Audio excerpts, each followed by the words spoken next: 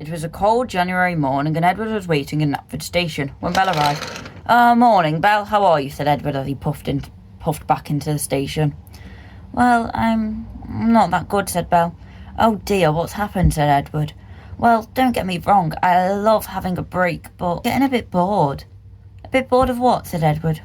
"Well, just sitting around all day, waiting in the yard. It's like I don't even get a real job to do." "You get real jobs," said Edward.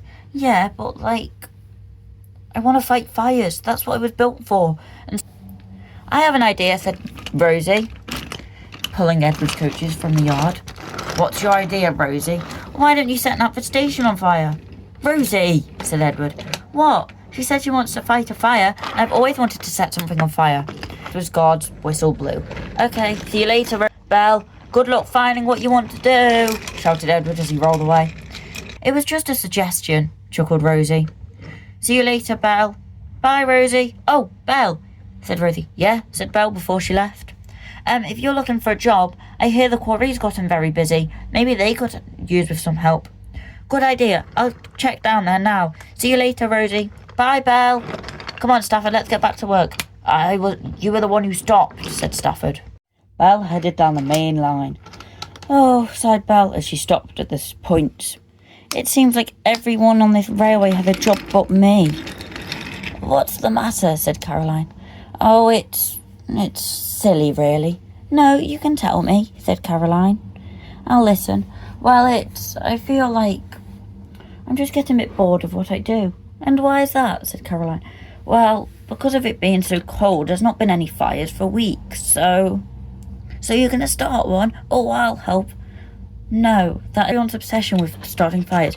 Who else said they wanted to start one?" said Caroline. "Not to name names," said Belle, "but it was Rosie." "Oh, she is a firecracker, isn't she?" chuckled Caroline, pun intended. "Anyway, I better get going, but enjoy the rest of your day, Belle," said Caroline as she quickly drove away. "Okay, bye, Caroline." Belle soon arrived at the quarry, but there was a train in the way. Excuse me," said Belle. "Why is this train here?" "Oh, we're waiting for the engine to take it," said Timothy. "I could take it." "Actually, I'll be taking it," said a voice. In rode Sampson. "I thought you left to the mainland," said Belle. "I'm still working here. The Fat Controller needs all the help he can get for this dump of a railway." "Hey, our railway's not that bad," said Mavis. "Oh, keep dreaming," said Sampson as he quickly rolled away. "Charming," mumbled Timothy. "Anyway, Belle, what can we do for you?" "Well, I was wondering if there was any work for me to do." "Afraid not," said Mavis. "That was the last train going out today." "Anyway, Belle, we're sorry, but there's no work for you here." "So I'd check Brandon Docks if I were you," said a voice. It was Hector. "There's work there. I used to be shunted there, and it used to be so busy. I'm glad I got shunted to the quarry. It's a lot quieter." "That's thanks to me," said Timothy. "Actually, it's thanks to us," shouted Bill and Ben from the top of the mountain. "Ignore them." "Thanks.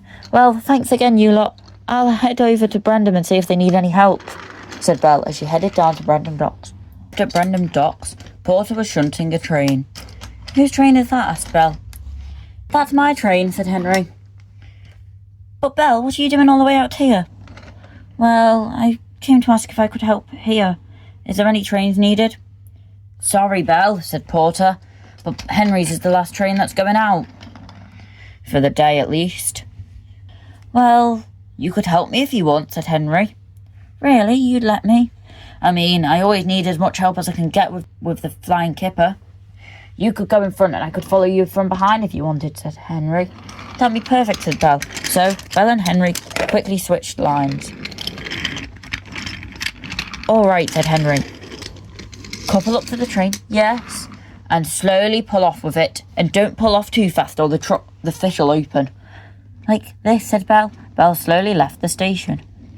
"Perfect," said Henry. "Right, if you carry on like that, I'll follow you down the line from behind so that you can still feel like you're pulling the train alone, okay?" "Got it," said Belle, as Belle quickly rolled in front, slowly driving down the line. Belle headed down the line. She knew where to go as she'd helped Henry once before pulling the flying kipper. "All right, down here and then go forward," said Henry. "Am I doing it right?" said Belle. "Perfect." Right, carry on at that speed, but be careful because you might have to stop for an engine in a minute.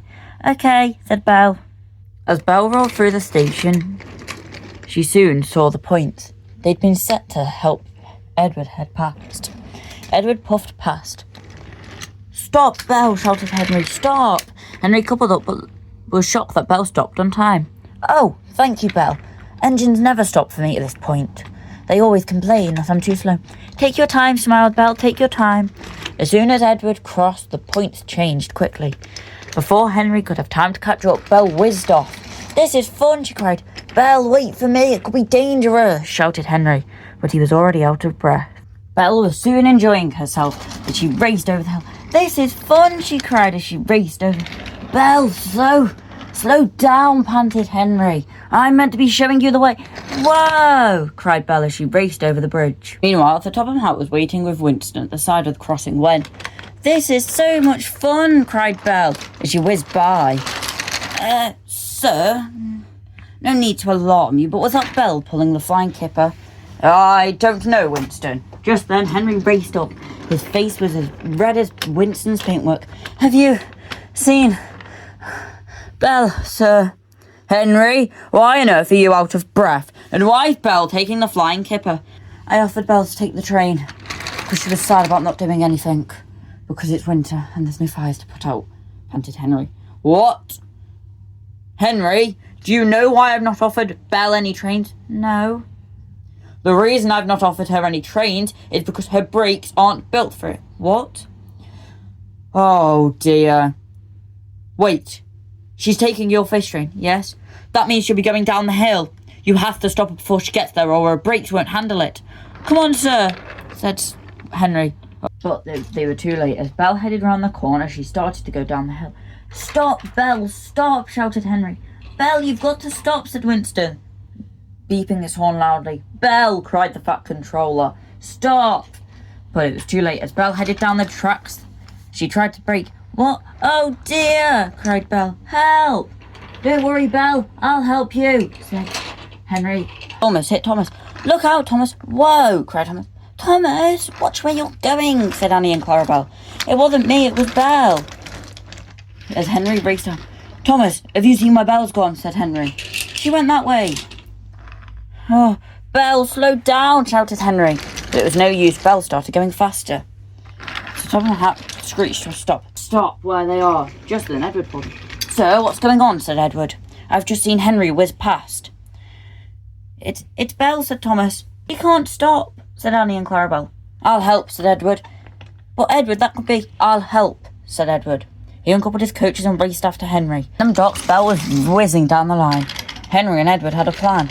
The two engines switched lines. All right, I'll get in front, said Edward. Are you sure you can manage that, Edward? Yes, said Edward. Come on, Belle. Try and slow down just enough for me. I'll try, said Belle as she applied her brakes. The screeching came louder and louder. Edward whizzed in front just in time. As Belle hit his bumper, the two engines clunked together. Oh, brake, Edward, brake. Can you, Edward? Lead her down the correct line. Edward swerved down the small branch line. Where are we going?